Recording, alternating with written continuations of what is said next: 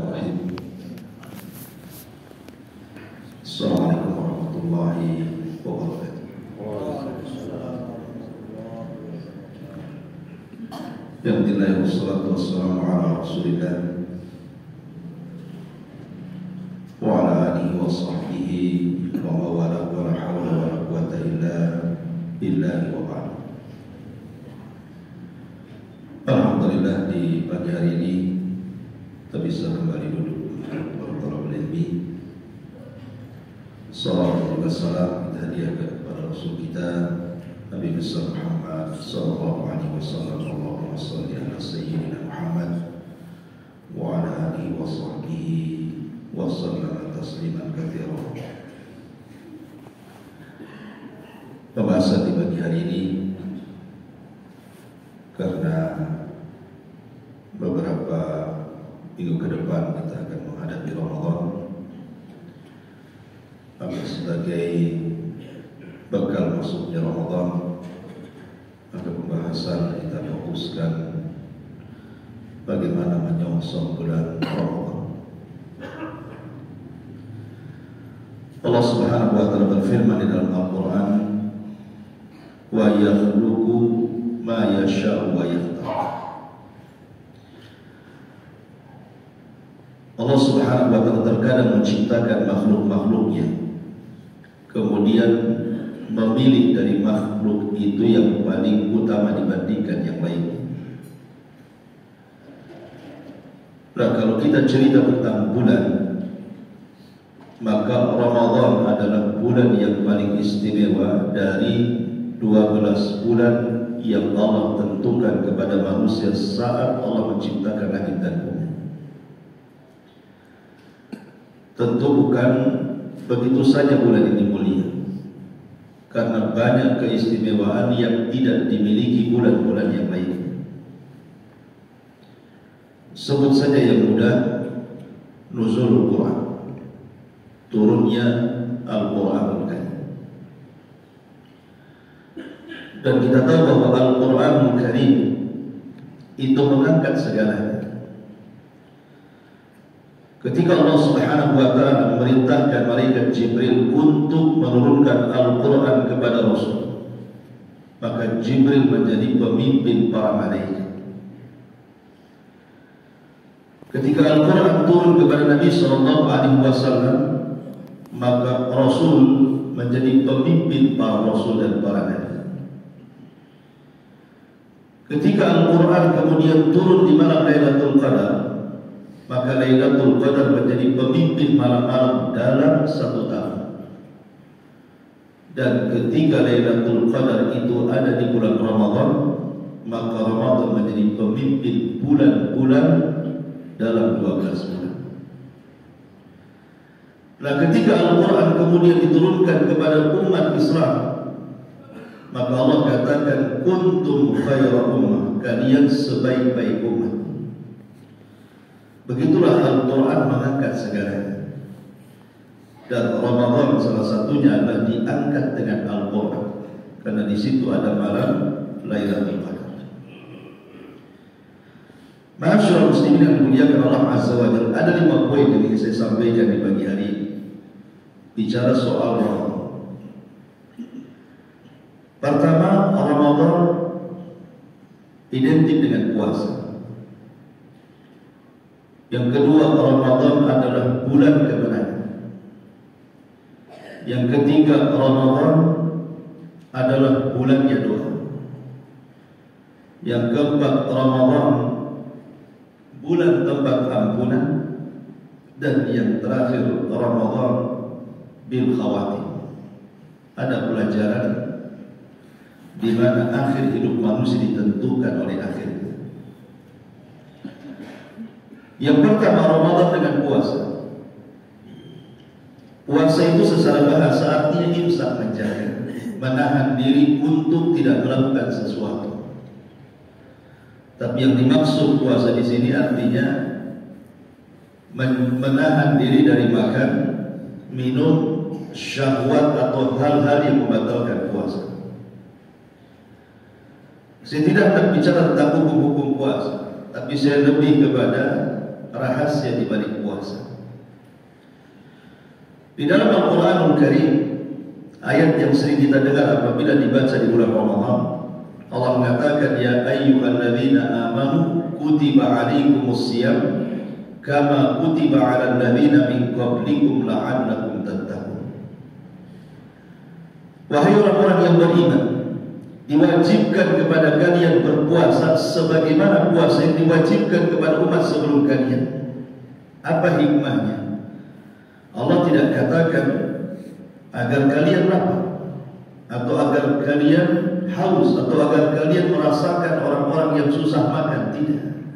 Tapi Allah tutup ayatnya la'allakum tattaqun, agar kalian menjadi hamba Allah yang bertakwa. Kenapa puasa itu melahirkan takwa? Ada apa dengan puasa? Kok bisa melahirkan takwa? Kita tahu bahwa puasa adalah perkara yang paling cepat orang itu melaksanakan perintah dan menjauhi larangan. Orang berpuasa itu paling cepat menjalankan perintah dan menjauhi larangan. Dan takwa itu secara global adalah melaksanakan perintah dan menjauhi larangan. Dan puasa itulah ibadah satu-satunya yang paling cepat seseorang hamba itu melaksanakan perintah dan menjauhi larangan. Kenapa demikian? Karena kita tahu bahwa seseorang itu ketika melanggar perintah itu karena mengikuti hawa nafsu. Dan puasa itu bisa menguasai hawa nafsu. Hawa nafsu itu ada empat. Kata Imam Ibnu Qayyim rahimahullah ta'ala, pemicu hawa nafsu itu ada empat. Pertama, nafsu makan dan nafsu minum. Yang kedua, nafsu tidur. Kemudian nafsu mukhalathatun nas, bergaul dengan manusia. Kemudian yang terakhir, nafsu berhubungan. Maka empat nafsu ini bisa dikalahkan dengan puasa. Karena orang puasa tidak mungkin tidak, dia harus tidak boleh makan, tidak boleh minum. Orang puasa kan tidak boleh makan, tidak boleh minum. Kalau makan minum enggak puasa lagi. Yang kedua, biasanya orang lapar, puasa itu kan mengakibatkan lapar. Dan orang lapar itu umumnya susah tidur. Umumnya. Walaupun saya heran juga, banyak orang puasa tidur terus itu. Padahal puasa itu mendatangkan lapar, dan lapar itu biasanya susah tidur. Makanya banyak orang beralasan tidak bisa tidur sebelum makan malam-malam. Kemudian juga yang ketiga, mukhalathatun nas. Orang berpuasa itu paling malas bergaul dengan orang. Apalagi dah siang-siang panas-panas diajak keluar, gak mau orang puasa. Takut haus, takut batal, macam-macam kan alasannya. Kemudian juga nafsu berhubungan. Kalau yang sudah punya suami istri, biasanya puasa itu agak sedikit merendah, melemah, sehingga untuk melakukan hal-hal yang seperti itu agak susah. Dari sini menunjukkan bahwa kenapa puasa itu melahirkan takwa? Karena puasa itu bisa menguasai empat hawa nafsu itu. Dan orang yang tidak berpuasa, maka mereka akan mendorong dengan empat hawa nafsu itu. Orang kalau nggak puasa itu kan maunya makan, minum, tidur, berhubungan, jalan sana sini gitu. Tetapi kalau puasa, empat ini bisa dikalahkan. Apalagi kemudian kandungan puasa sendiri itu ada kesabaran yang terkandung 3 kesabaran. Sabar itu ada 3. Sabar dalam rangka melaksanakan ketaatan, sabar ketika menjauhi kemaksiatan, dan sabar ketika menghadapi qada dan qadar. Itulah tingkatan sabar. Lah 3 tingkatan sabar ini ada pada puasa. Tingkatan sabar ini 3-tiganya ada pada puasa. Pertama, sabar ketika melaksanakan ketaatan kepada Allah Azza wa Jalla. Maka orang yang berpuasa sabar dia tidak mungkin mendatangkan pembatal-pembatalnya. Karena itu ada sebuah perintah. Kalau sudah puasa mulai terbit fajar sampai terbenam matahari, ya harus menjauhi hal-hal yang dilarang oleh tidak boleh makan, tidak boleh minum, tidak boleh macam-macam. Karena puasa jangan dibatal. Dia harus sabar di situ. Kemudian juga sabar untuk tidak maksiat. Karena maksiat itu yang menggugurkan pahala puasa. Makanya Nabi SAW bersabda, kalau seandainya Anda sedang berpuasa, kemudian ada orang yang mengajak bertengkar, apa kata Rasul? Katakan kepada orang itu, ini mru'un sha'im, saya lagi puasa, maaf dengan lain. Karena takut terjerumus kepada dosa yang mengakibatkan puasanya tidak dapat pahala.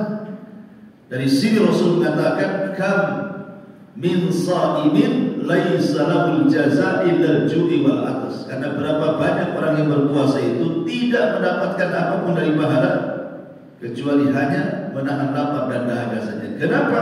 Karena dia tidak sabar kepada menjauhi maksiat. Kemudian yang terakhir, sabar alal qada'i wal qadar. Rasa haus dan lapar itu bagian daripada takdir. Kalau orang tidak makan pasti lapar, itu sudah takdirnya seperti itu. Orang kalau tidak minum pasti haus. Memang takdirnya seperti itu, kita harus sabar. Maka puasa itu terkandung 3 kesabaran ini.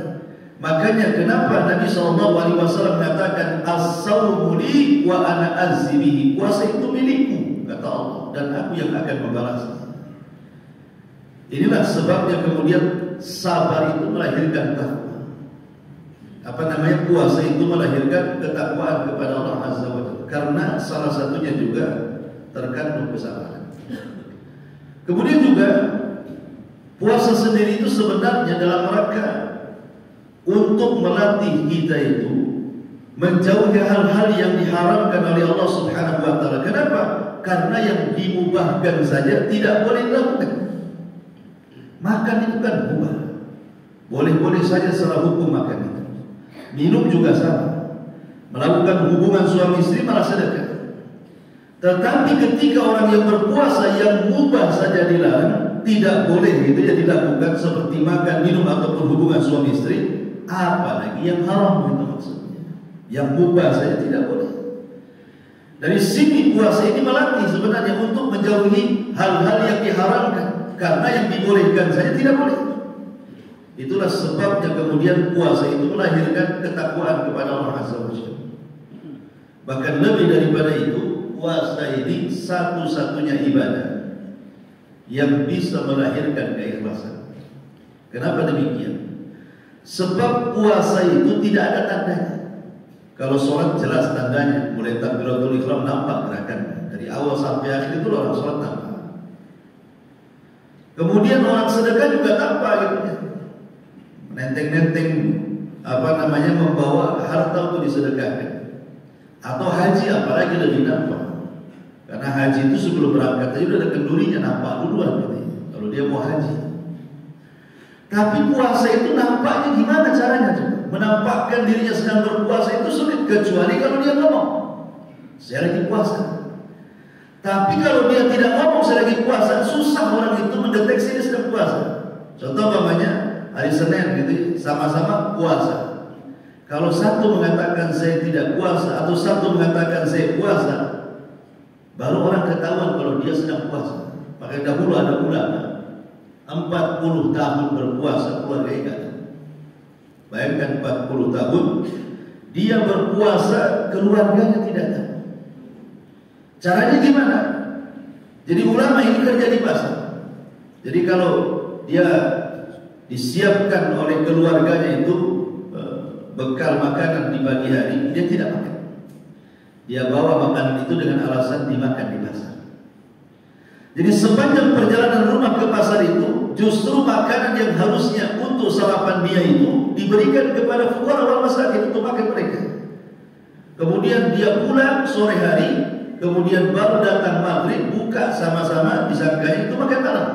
Selama 40 tahun bayangkan, keluarganya datang. Kalau dia sedang berpuasa, ya, kalau kita justru keluarga yang cerita, terus suami saya sudah 20 tahun puasa Daud gitu. Ya karena ketahuan sama keluarganya kan itu. Jadi itulah kenapa puasa ini adalah melahirkan ketakwaan, dan takwa itu di hati. Takwa itu di hati. Jadi hikmah daripada puasa itu sebenarnya lebih kepada puasa hati, bukan puasa badan. Sebab yang menentukan puasa badan itu adalah puasa hati. Ini yang pertama. Yang kedua, Ramadan itu adalah syahrul intisar, bulan kemenangan. Menang dari apa?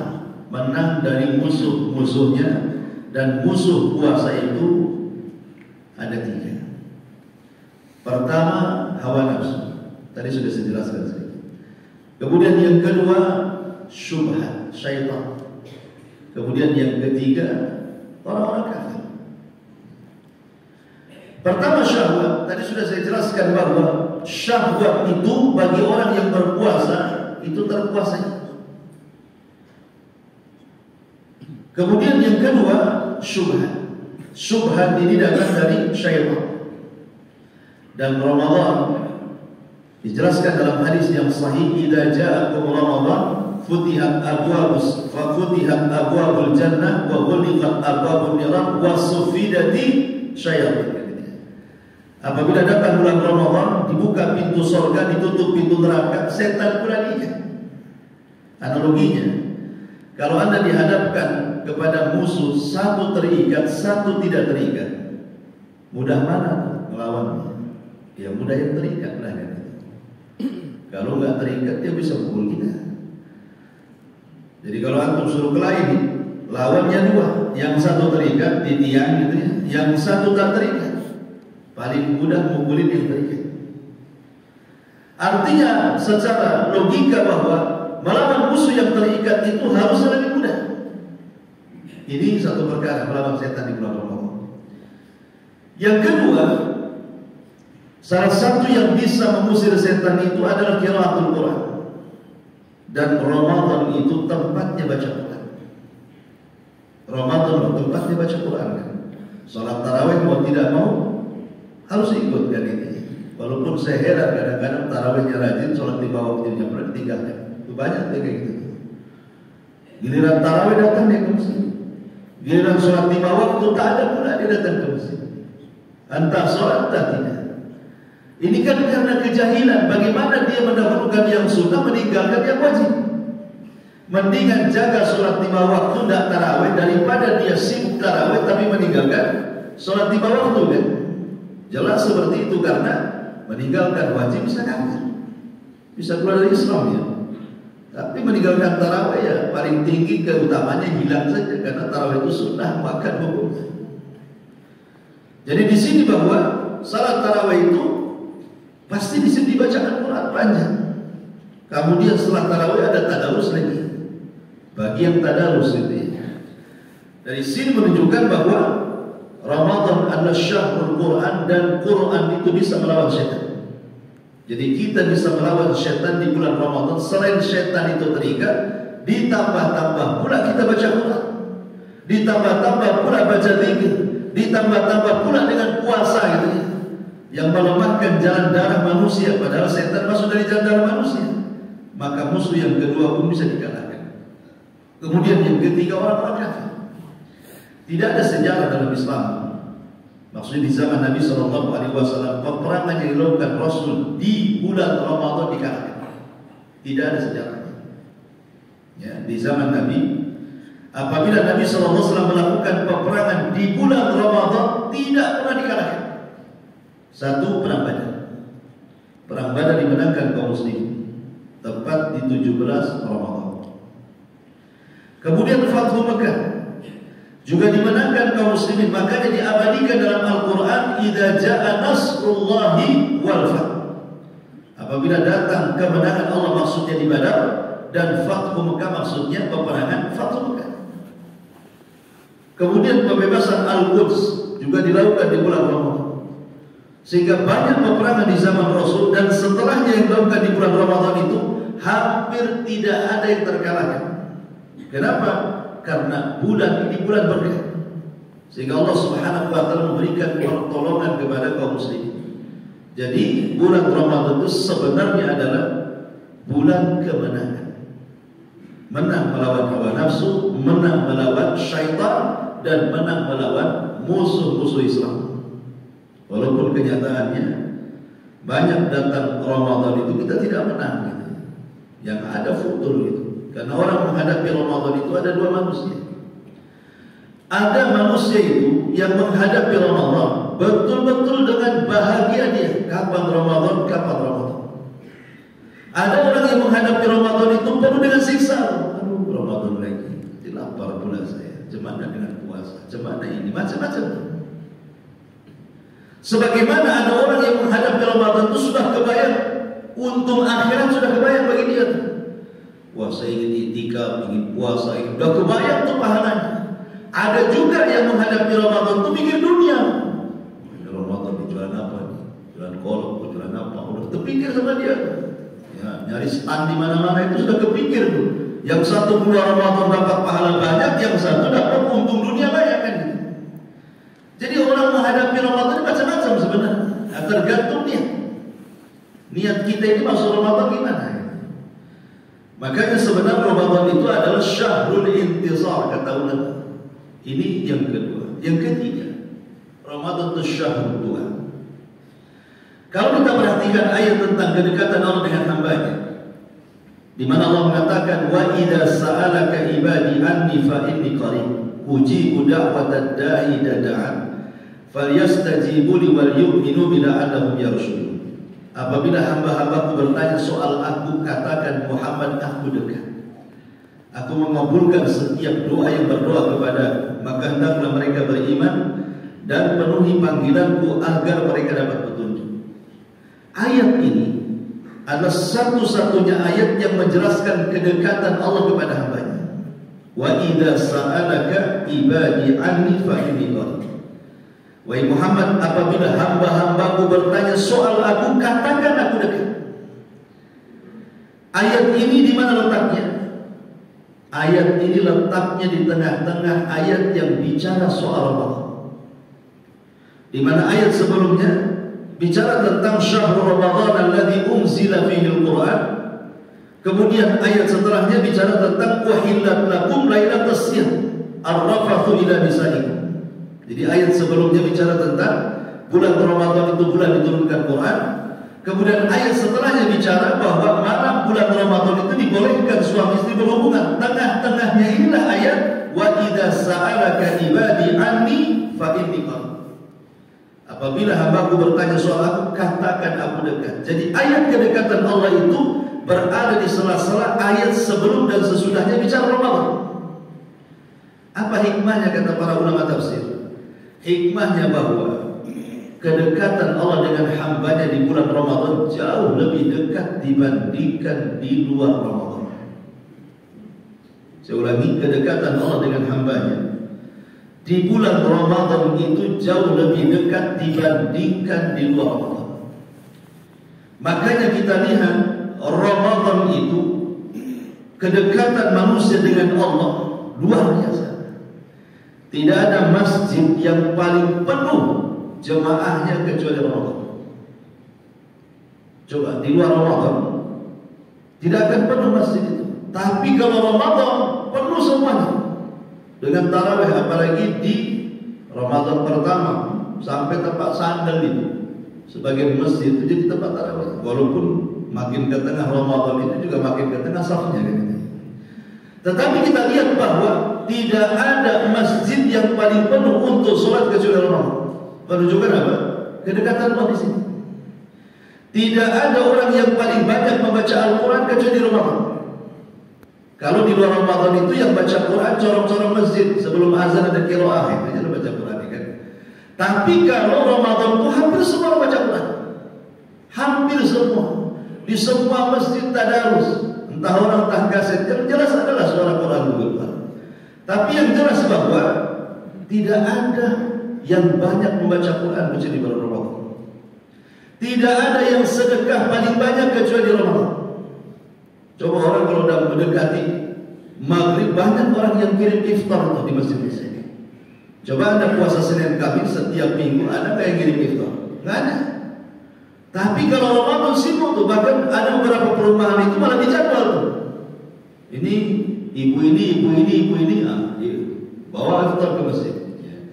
Jadi Luar biasa gitu ya. Kenapa kemudian orang itu mudah ke masjid, kemudian mudah baca Quran, mudah sedekah, segalanya dimudahkan. Sekali lagi rahasianya karena disitulah kedekatan Allah dengan hambanya. Wa idza sa'alaka ibadi anni fa inni qarib.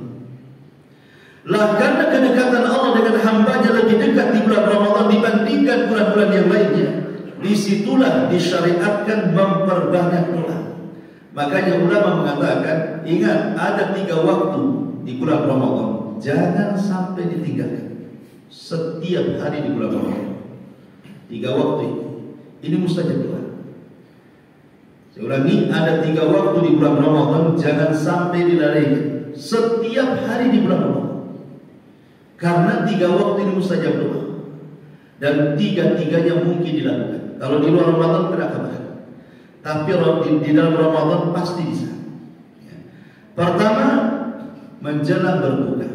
Itu waktu mustajab. Kata Nabi SAW, "Thalathu da'awati." Ada 3 waktu doa la yurad, tidak mungkin ditolak. Kemudian Rasul mengatakan salah satunya adalah da'watus shaim inda fitri. Doa orang yang berpuasa saat hendak berbuka. Itu sangat mustajab. Lalu apa isi doa ketika menjelang berbuka itu? Ulama mengarahkan isi doa ketika berbuka itu, mintalah kepada Allah Subhanahu wa taala agar kita dimerdekakan dari api neraka. Karena Nabi SAW mengatakan, lillahi utaqa'u minan nar fi kulli lailatin min Ramadan. Jadi setiap hari di bulan Ramadan itu ada hamba-hamba Allah itu yang Allah merdekakan dari api neraka. Dan itu setiap hari di bulan Ramadan. Ulama mengatakan waktunya menjelang berbuka. Itu waktunya menjelang berbuka. Makanya para ulama kalau mereka berdoa menjelang berbuka, mereka akan mengatakan, ya Allah merdekakan kami dari api neraka. Doa seperti itu. Ya Allah merdekakan saya dari api neraka, orang tua saya, istri saya, suami saya, anak-anak saya dari api neraka. Kalau seandainya usia jemaah sekalian ada yang sudah 40, 50 atau 60 tahun, kan sudah lewat banyak Ramadan. Kalau seandainya dari sekian Ramadan yang lewat kepada kita cukup 1 hari saja di bulan Ramadan, entah Ramadan yang keberapa,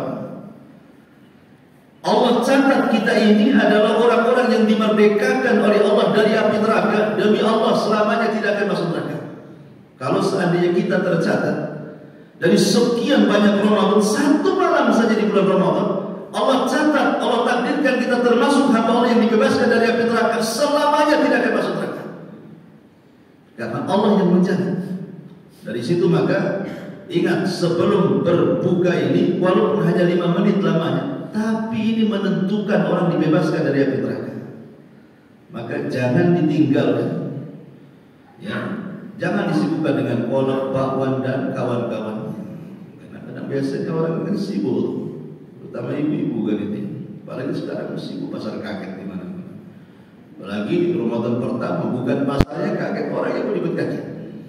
Kaget dia habis puasa lama, tengok makanan maunya dimakan pada belum maghrib. Baik, ini yang pertama. Yang kedua, sepertiga malam akhir. Itu sudah jelas. Di luar Ramadan, untuk bangun sepertiga malam akhir itu agak sulit. Kan agak sulit gitu ya.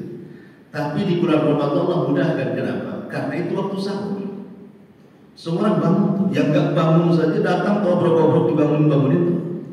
Di beberapa tempat sibuk tuh kan bangunin orang sahur. Belum lagi teriak-teriak orang masjid itu. Artinya mau tidak mau Ramadan itu sepertiga malam akhir pasti bangun. Tapi di luar Ramadan susah bangun. Kecuali orang terbiasa saja bangun sepertiga malam. Orang kalau tidak biasa tak bisa dia bangun. Tapi orang kalau sudah datang Ramadan, mau yang biasa bangun, mau yang tidak biasa bangun, pasti bangun. Karena dibangunkan masalah sahur. Jadi waktu sahur itu waktu sepertiga malam. Mulai dari jam 3 sampai subuh itu disebut sulusul akhir. Itu cobalah diluangkan 5 menit jadilah katanya. Walaupun tidak 10 menit, 5 menit jadilah waktu sahur. Jangan dipikirkan makan sahurnya saja. Kalau bisa luangkan 5 menit, angkat kedua tangan ke langit, minta sesuatu kepada Allah. Karena di situ Allah Subhanahu wa taala katakan, "Man yaquni fa astajibala wa man yas'aluni fa utiya wa man yastaghfiruni fa aghfir." Siapa yang minta aku kasih. Siapa yang meminta ampun ku ampun. Dan siapa yang berdoa aku kabulkan doa-doanya. Ini kesempatan minta kepada Allah Azza wa Jalla agar di bulan Ramadan istiqomahkan. Kemudian yang terakhir setelah subuh. Seperti ini setelah subuh. Ini waktu mustajab doa, disebut waktu berkah. Ya makanya biasanya karena begini, ada sebagian orang karena mungkin ngantuk ya kan, sahur bangun. Kadang-kadang habis subuh itulah kemudian dibalas sama dia tidur. Padahal itu waktu mustajab. Dari mulai subuh, selesai subuh ini sampai terbit matahari itu mustajab. Maka ingat di bulan Ramadan 3 waktu ini gunakan untuk berdoa. Saat berbuka, sepertiga malam, setelah subuh. Jangan tidur ya, sampai terbit matahari. Taibashul muslimin yang dimuliakan Allah Azza wa Jalla, ini yang ketiga, Ramadan dengan doa. Kemudian yang keempat, Ramadan dengan ampunan. Kenapa bulan Ramadan disebut Ramadan? Itu diambil dari 3 kata kan, Ramadan. Ramadan itu dalam bahasa Arab, Ramadan diambil dari 3 kata Ramadan. Ya. Jadi Ramadan masdarnya. Apa makna Ramadan itu? Ramadan itu artinya panas. Ramadan itu artinya pembakaran. Jadi bulan Ramadan itu disebut Ramadan karena di situ terdapat pembakaran. Itu bulan panas. Karena memang Ramadan itu lagi musim panas kalau di sana. Kalau di Saudi itu Ramadan itu musim panas gitu ya. Kalau di kita pula hujan terus di Ramadan. Kalau di sana itu musim panas, maka disebut Ramadan. Itu secara bulan ya, secara bahasa orang Arab.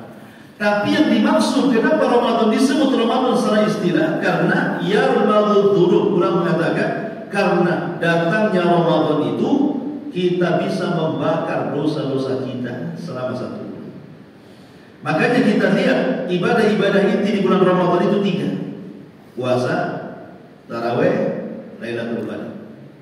Ini yang identik dengan Ramadan. Puasa, tarawih, kemudian menghidupkan malam Lailatul Qadar, 10 akhir Ramadan. 3-tiganya kalau kita melihat melitik hadis riwayat tentang beberapa riwayat ini, hampir kemiripan riwayatnya bicara tentang ampunan dosa. Contoh Allah Rasul mengatakan, "Man shoma Ramadan imanan wa ihtisaban ghufira lahu ma taqaddama min dhanbi." Barang siapa yang berpuasa, meyakini kewajibannya, mengharap pahalanya, Allah ampuni dosa-dosanya. Kemudian ketika Rasul bicara tentang tarawih, "Man qama Ramadan imanan wa ihtisaban ghufira lahu ma taqaddama min dhanbi." Barang siapa yang tegak salat tarawih penuh dengan iman akan perintahnya, mengharap pahalanya, Allah ampuni dosa-dosanya. Kemudian ketika Rasul bicara tentang Lailatul Qadar, Rasul pun mengatakan, "Man qama lailatal qadrin imanan wa ihtisaban ghufira lahu ma taqaddama min dhanbi." Barang siapa yang hidupkan malam Lailatul Qadar, yakin akan perintahnya, mengharap pahalanya, Allah akan ampuni dosa-dosanya. Lihat, hampir mirip riwayatnya. Ujungnya Rasul mengatakan Allah akan ampuni dosa-dosanya. Sehingga hampir rutinitas Ramadan itu mulai dari puasanya, tarawihnya, Lailatul Qadarnya itu bisa membawa ampunan. Kalau seandainya Ramadan itu secara umum membawa ampunan, rupanya ada juga orang-orang yang masuk Ramadan, keluar Ramadan enggak diampuni dosanya. Makanya Nabi SAW mengkhawatirkan orang-orang seperti ini. Sampai dalam doanya ketika Rasul naik ke atas mimbar itu mengucapkan amin 3 kali. Kemudian berkhutbah. Kemudian setelah khutbah Rasul turun dari mimbar. Sahabat kemudian bertanya kepada Rasul, "Rasul, tadi saat kau naik mimbar, kau mengucapkan amin 3 kali. Kami tidak mendengar doa yang Anda ucapkan. Kenapa Anda mengucapkan amin?" Maka Nabi SAW mengatakan, "Oh iya, tadi Jibril datang kepadaku. Dia minta doanya diaminkan. Kau aminkan doanya." Kemudian Rasul menyebutkan doanya Jibril, "Ragima anfu rajulin adraka Ramadan falam yughfar min dhunubi." Celaka dan binasa orang masuk Ramadan, 1 dosa pun tidak diampuni bagi dia. Maka kau aminkan, kata Rasul. Artinya bahwa ada orang-orang itu yang masuk Ramadan, keluar Ramadan satu dosa gak diampuni. Kan celaka orang yang seperti ini. Oh, Ramadan loh pembakaran dosa. Harusnya keluar Ramadan seperti bayi dilahirkan. Ini tidak sama saja. Sebelum Ramadan, masuk Ramadan, setelah Ramadan kayaknya gak ada perubahan bagi dia. Padahal Ramadan itu adalah sirru taghyir. Rahasia orang itu bisa berubah. Paling mudah orang bisa berubah itu di bulan Ramadan. Lihat artis. Di luar Ramadan tak pakai jilbab. Kalau sudah Ramadan pakai jilbab. Walaupun jilbab layangan, tapi kan pakai jilbab tuh. Malu dia di Ramadan nih di acara TV nih, pakai jilbab. Orang yang merokoknya itu satu hari mungkin bisa 3 bungkus tuh, bisa dia tidak merokok tuh dari pagi sampai sore. Bisa dia bisa tidak merokok. Artinya kan dia bisa merubah dirinya, kesehatannya bisa dirubah. Selain daripada hukumnya, bicara kesehatan kita. Bisa dia. Karena memang Ramadan sirutannya, di situ ada rahasia orang bisa berubah sebenarnya. Kebanyakan orang masuk Islam itu di bulan Ramadan. Kebanyakan orang dapat hidayah itu di bulan Ramadan. Karena memang Ramadan itu bukan hanya merubah manusia menjadi lebih baik, tapi alam saja dirubah. Alam loh dirubah dengan kedatangan Ramadan. Langit berubah, surga berubah, neraka berubah, alam setan pun berubah. Sebagaimana Rasul mengatakan, idza ja'akum Ramadan futihat abwaabus sama. Kalau datang bulan Ramadan, semua pintu langit dibuka. Enggak ada satu pun yang ditutup. Kalau hari-hari biasa di luar Ramadan kan buka tutup gitu ya. Tapi selama Ramadan pintu langit itu dibuka. Menunjukkan ada perubahan di langit. Kemudian dalam riwayat futihat abwaabul jannah, dibuka pintu-pintu surga. 1 bulan pintu surga dibuka. Kemudian Allah letakkan pemanggil di pintu-pintu surga dan mengatakan, ya bagil khairi aqbil wa ya bagil syarri adbil, kata Rasul. Orang-orang yang mencari kebaikan di bulan Ramadan, masuk dari sini. Yang mencari keburukan di bulan Ramadan, menyingkirkan dari sini.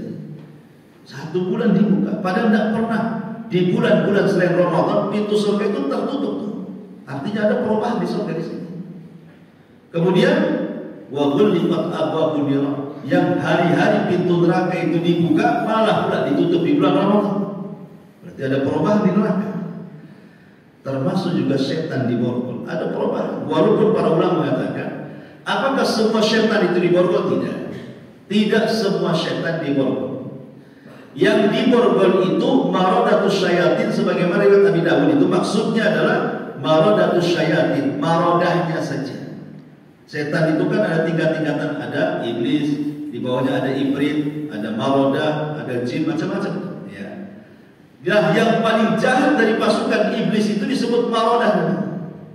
Itulah yang kemudian menggoda manusia bisa sampai taraf kufur, diajaknya berzina, berjudi, mabuk, pokoknya ini setan yang paling bahaya. Inilah setan-setan inilah yang diikat maksudnya. Artinya yang lainnya, yang kecil-kecil, yang kerocok-kerocok bahasa kita ya tetap diliarkan. Mereka kurang membahayakan. Jadi setan-setan yang membahayakan itulah yang kemudian diikat. Maknanya tidak semua setan diikat.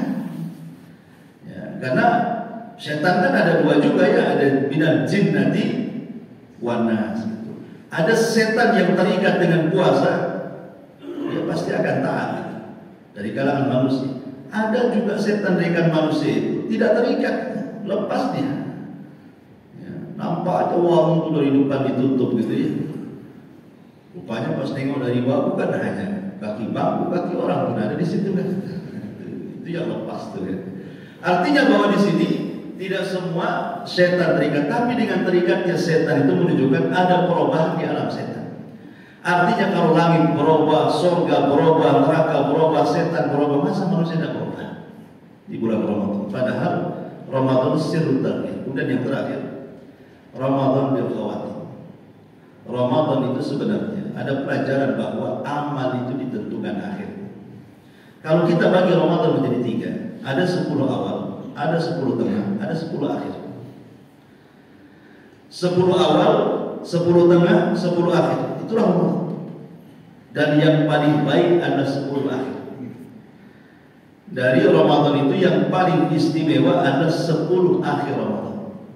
Dan biasanya yang akhir-akhir itu yang baik. Ketika Allah menciptakan langit dan bumi, kemudian Allah Subhanahu wa taala mengatakan dimulai dari hari Ahad dan diakhiri hari Jumat. Kalau kita bagi hari menjadi 3, berarti Ahad, Senin. Ya, kemudian Selasa, Rabu, Kamis, Jumat. Berarti yang akhir itu Kamis dan Jumat. Ya, Kamis jelas ada puasa hari Kamis. Jumat adalah pemimpin hari-hari. Kemudian kalau kita bicara waktu dalam malam, namanya dari maghrib, ya, ada sepertiga malam awal, ada sepertiga malam tengah, ada sepertiga malam akhir. Yang paling baik mana? Sepertiga malam akhir, karena di situ Allah turun. Dan begitu seterusnya. Biasanya yang akhir-akhir itu ada sebuah kebaikan. Sama juga dengan Ramadan. Ada 10 awal Ramadan, ada 10 tengah Ramadan, ada 10 akhir Ramadan. Lah yang paling baik itu 10 akhir Ramadan. Kenapa di 10 akhir Ramadan itu paling baik? Sekali lagi karena di situ ada malam Lailatul Qadar. Dan ingat, malam Lailatul Qadar itu tidak dijelaskan waktunya kapan. Karena Rasul suatu ketika bermimpi. Dalam mimpinya Allah Subhanahu wa taala memberitahu tanggalnya. Sudah dikasih tahu tanggalnya. Sekian. Mungkin 27 atau 29 atau 25. Jadi saking bahagianya Nabi Shallallahu alaihi wasallam itu ingin beritahu sahabat. Ketika hampir memberitahu sahabat, jumpa pula dengan 2 sahabat yang sedang bertengkar. Akhirnya Nabi SAW simula mendamaikan 2 sahabat yang sedang bertengkar ini. Setelah selesai dilerai orang ini dari pertengkarannya, karena Rasul sudah mengislah keduanya, lupa pula Rasul mau menyampaikan tanggal itu. Kemudian Rasul mengatakan, gara-gara kalian Allah angkat berkah di akhir Ramadan ini. Jadi gara-gara orang bertengkar ini hilang berkahnya. Maka jangan bertengkar di akhir bulan Ramadan, karena itu yang menjadikan berkah Lailatul Qadar hilang. Sehingga akhirnya Rasul mau ngasih tahu tanggalnya, tidak jadi, lupa. Dari sini kata Aisyah radhiyallahu anha, ketika memberikan catatan kepada carilah Lailatul Qadar di 10 akhir Ramadan. Lailatul Qadar itu sama dengan Ismul A'zam dalam Asmaul Husna. Asmaul Husna itu jumlahnya berapa? 99 nama yang dikenal. Yang tidak dikenal banyak. Itu yang dikenal. Yang makruf di masyarakat itu Asmaul Husna itu 99. Nah, dari 99 nama-nama Allah itu, di situ sebenarnya ada Ismul A'zam yang kalau kita berdua dengan satu nama yang disebut Ismul A'zam pasti mustajab. Tapi kan Rasul tidak beritahu dari 99 nama itu yang mana satu Ismul A'zam yang kalau kita berdua dengan nama itu mustajab. Ya, yang kalau ingin mendapatkan, ya baca semua Asmaul Husna, ya kan, baru pasti akan kenal mana satu Ismul A'zam itu. Lah, sebagaimana rahasia Ismul A'zam terdapat dalam Asmaul Husna, begitu juga Lailatul Qadar itu terdapat hampir di semua hari dalam 10 akhir Ramadan. Mulai tanggal 20 sampai akhir Ramadan, itulah Lailatul Qadar. Lailatul Qadar seperti itu. Karena kita tahu bahwa perbedaan waktu di beberapa negara, jangan di beberapa negara, negeri kita saja kadang-kadang ada yang berselisih pendapat soal melihat dan tidak melihat. Ada yang menggenapkan, ada yang mengganjilkan, kan? Sehingga kita tidak tahu apakah yang benar itu yang menggenapkan, apakah yang benar itu yang mengakhirkan. Yang menggenapkan dengan tidak melihat ru'ya otomatis dia menggenapkan, yang melihat ru'ya otomatis mengganjilkan, kan? Kita tidak tahu mana satu yang benar ini. Sehingga bagi yang menggenapkan itu ganjil, bagi yang mengganjilkan itu genap. Maka selamatnya hidupkan dari mulai 20 Ramadan sampai akhir Ramadan pasti mendapatkan Lailatul Qadar. Itu maksudnya. Ya. Rahasia Lailatul Qadar yang terakhir. Ingat bahwa yang sudah punya keluarga, 10 akhir Ramadan itu penting, ibadah berjamaah itu penting. Maksudnya jangan sampai seorang suami itu menyibukkan istri, ya. Ini bapak-bapak, ya.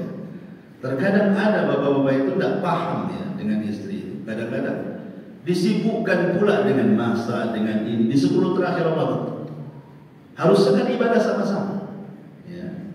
Ini enggak, ibu-ibu masih sibuk aja di dapur itu. Nanti tarawih itu bapak-bapaknya khusus, ibu-ibunya waktu-waktu karena kecapean, kan?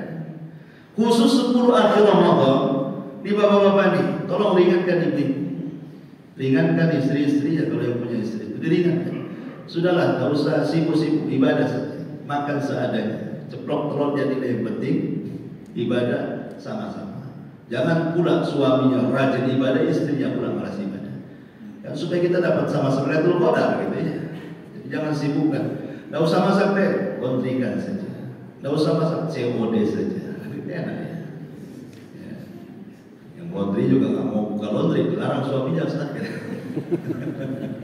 Ya Allah wa'ala, intinya bahwa ibadah sama-sama supaya dapat sama-sama Lailatul Qadar. Subhanallah bihamdika, asyhadu an la ilaha illa anta, astaghfiruka wa atubu ilaik. Wallahu ta'ala. Assalamualaikum warahmatullahi wabarakatuh.